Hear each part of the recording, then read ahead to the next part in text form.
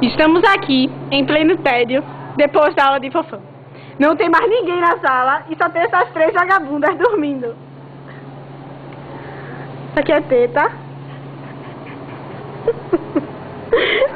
Então agora foi o peido. Agora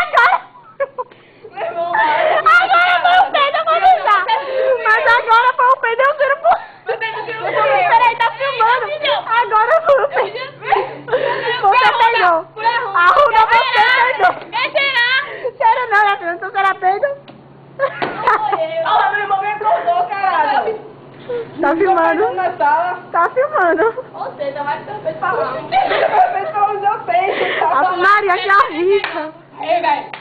Não sentar, vai. Ok, né? Que merda, minha gente. Tá, de novo, tá ramado, vai de novo. De novo, velho, de novo. Não, continua, eu vou fazer de novo. A gente começa. Mas menina, eu quero ver isso do peido. Agora foi o peido, eu tenho certeza que foi o peido. Juro por Deus. Cala a boca. Vai, Eu vou ficar muito grande pra mandar.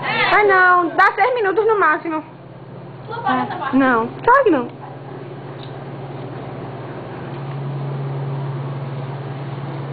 Teta.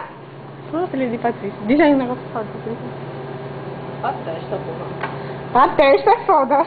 Aqui, velho.